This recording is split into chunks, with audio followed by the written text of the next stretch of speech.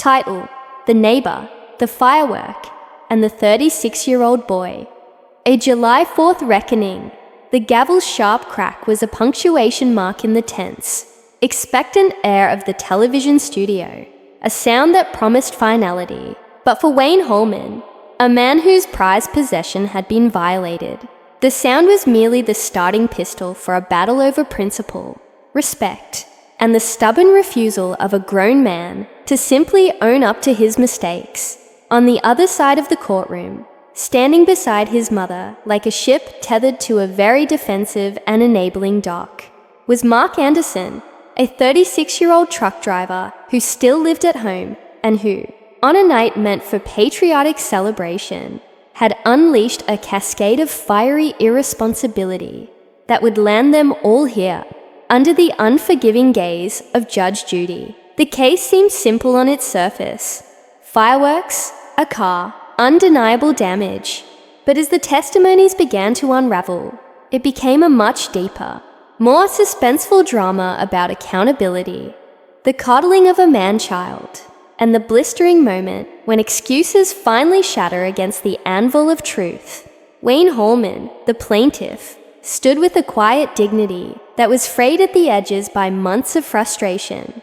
He was suing his neighbors, the mother and son duo of Rita Anderson and her son Mark, for damages inflicted upon his car, a vehicle that was not merely a mode of transportation, but a point of pride, a meticulously maintained relic of automotive history. Judge Judy, her voice a laser beam of clarity cutting through the potential for obfuscation, began the dissection. Mr. Holman, your claim is that the defendants, who are neighbors of yours, on July 4th were launching fireworks from their property, and the fireworks damaged a car of yours. The simple yes from Wayne was heavy with the memory of that night, the booms, the flashes, the cheerful chaos, and then the morning after discovery that turned celebration into sickening violation. He presented his photographs like evidence at a crime scene, and indeed, to him, it was one. The camera didn't lie. It showed an older Mercedes, a car that spoke of care and devotion, now marred by the ugly, speckled evidence of fallout from Mark Anderson's pyrotechnic display. The suspense wasn't in if the damage happened, but in the looming question of what it would take to make it right, and whether the Andersons would ever step up and do the honorable thing. When Judge Judy turned her attention to Mark, the dynamic immediately shifted. Who was lighting fireworks? She asked, and Mark's admission, I was the first admission in a long line of half admissions and deflections. His age, 36, hung in the air, a number that seemed incongruous with the adolescent act and the subsequent behavior. The revelation that he lived with his mother, Rita Anderson, prompted a question that was both practical and deeply symbolic. Are you ever gonna leave home? Mark's defense was his life as a truck driver, a nomadic existence that justified his prolonged residency in his childhood bedroom, a detail that painted a picture of a life in a strange state of suspension. The air was thick with unspoken questions about his maturity, questions that his mother, Rita, seemed determined to answer in the most unhelpful way possible. The core of the case then pivoted from the what to the how bad. Judge Judy, with the precision of a master mechanic, explained the critical difference between simple soot that a car wash could erase and deeper, more permanent damage that required professional and costly remediation. This was the turning point, the moment where a small neighborhood dispute could have been resolved with a handshake and $100, but instead escalated into a courtroom drama. Wayne, earnest and determined to prove his point, had even shown Mark the car after the initial wash that Mark had paid for, a wash that proved futile. I can see that there's still damage to the car, Wayne had insisted, the frustration evident in his voice even now, months later, as he recounted the moment.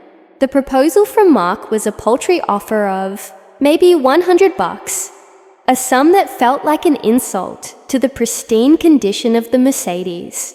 The real suspense, the true catalyst for this legal showdown, was the estimate. Wayne, refusing to let his car be merely okay, took it to a dealership, a move that Mark characterized as an unreasonable escalation. The bill for $1,358 for an estimate to resand and apply a new clear coat was presented not as a vindictive act, but as a statement of fact. This was what it would cost to restore what was lost. Mark's reaction was not one of contrition or a desire to find a more affordable solution, but of dismissive defiance. "I thought it was way too much," he said, and his final cavalier words to Wayne, "Okay, dude, do what you gotta do," echoed in the courtroom, a perfect snapshot of a man refusing to engage with the consequences of his actions. This was the heart of the conflict, not just the money, but the profound lack of respect it represented. It was at this juncture that Judge Judy delivered a monologue that would define the entire case, a speech that stripped away all the petty arguments and laid bare the fundamental principle of responsibility. Her voice was calm, but carried the weight of absolute authority. "Mr. Anderson, it's not a difficult case. You play with fireworks, and there's always a risk that somebody's property is gonna get damaged." She masterfully painted the picture of the car's value, not in monetary terms, but in terms of personal pride and care. He's allowed to have his car pristine condition, not what you say is okay, just okay. Then, she shared a personal anecdote that every car lover in the audience would feel in their soul, a moment of brilliant connection that transformed her from a mere judge into a relatable human being. "I have a 20-year-old car that is my favorite car. If anybody opens their car door and puts a ding in that car door, as far as I'm concerned, that's worthy of a death sentence." The laughter that followed was one of recognition and agreement, and in that moment, Mark Anderson's fate was sealed in the court of public opinion, if not yet legally. She looked directly at him, and her words were almost maternal in their disappointment, yet scathing in their accuracy. "You look like a very nice young man, a little too old to be playing with fireworks, but you look like a nice young man." The damning conclusion was inescapable. He doesn't have to accept what you believe is a reasonable look for his car, after your negligence was in poorer condition. That's it. It's not a big deal. It's just accepting responsibility.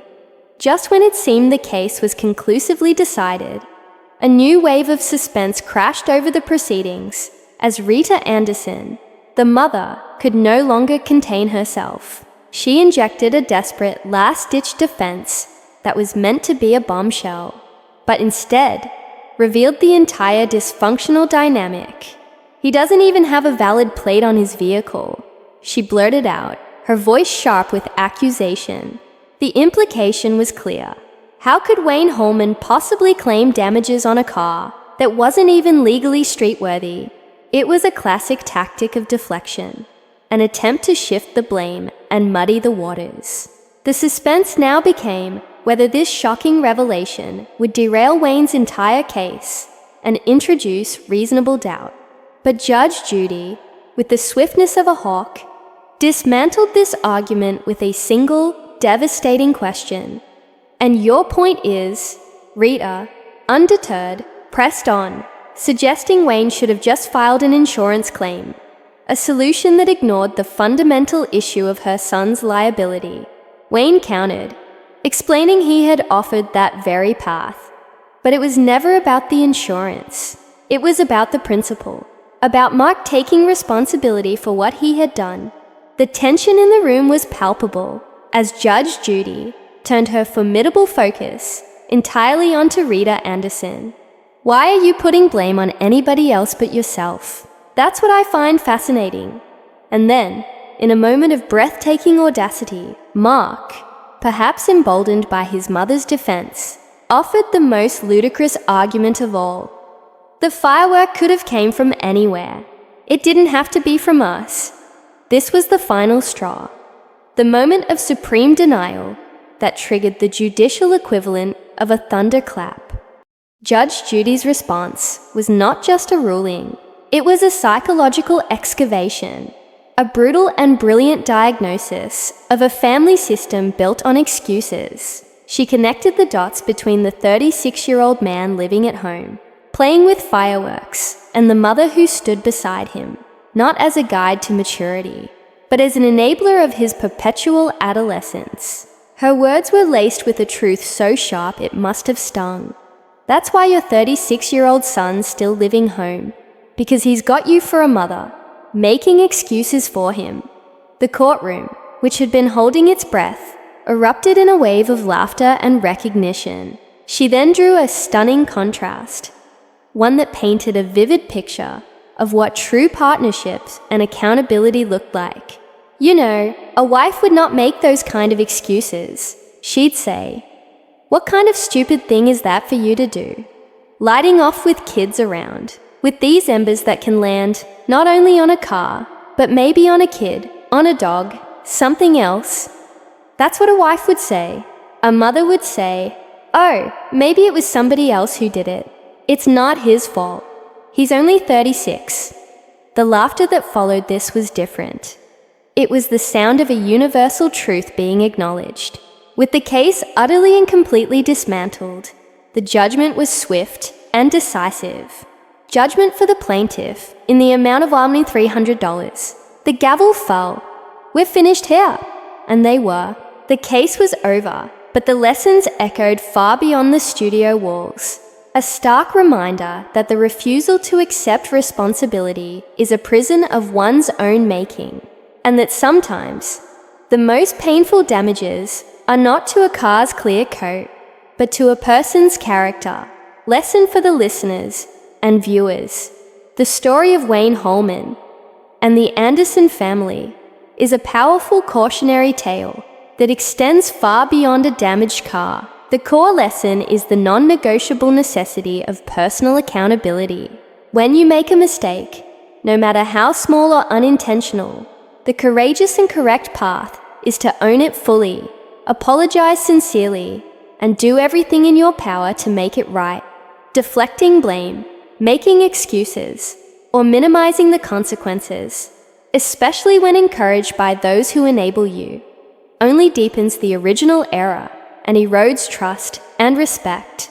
True maturity is not defined by your age, but by your willingness to face the results of your actions without a safety net of excuses. Furthermore, for parents and loved ones, the lesson is equally vital. Enabling irresponsible behavior, even out of a misguided sense of protection, does a profound disservice to the person you are trying to help. It prevents them from growing, from learning, and from becoming the self-reliant, responsible adult they are capable of being. Protecting someone from the consequences of their actions is not love. It is a recipe for stunted growth and a lifetime of dependency. Ultimately, your character is defined not by the mistakes you make, but by how you choose to handle them.